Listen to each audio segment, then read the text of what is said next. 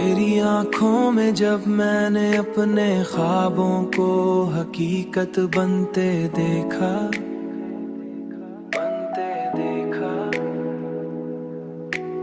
तू मुझे यूं महसूस हुआ जैसे पूरी कायनात ने हमारे लिए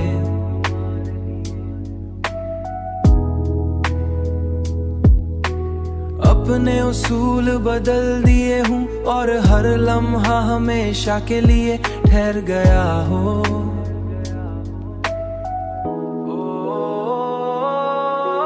मेरी हर धड़कन तेरे नाम का एक गीत बन चुकी है, जो मेरे दिल के हर कोने में गूंजता रहता है और हर लम्हा मुझे तेरी मोहब्बत का एहसास दिलाता है, तेरी मोहब्बत का एहसास दिलाता है। तेरी आवाज की नरमी ने मेरे अंदर की बेचैनी को ऐसे सुकून में बदला है, जैसे एक शदीद तूफान के बाद समंदर मुकम्मल खामोशी इख्तेता है, खामोशी इख्तियार कर लेता है। मैंने जब भी तुझे सोचा तो हर ख्याल एक खूबसूरत कहानी में बदल गया।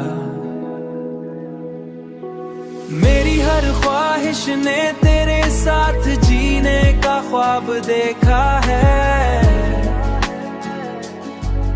और मेरी हर दुआ ने तुझे मांगा है, जैसे मेरा वजूद सिर्फ तेरे लिए बनाया गया हो,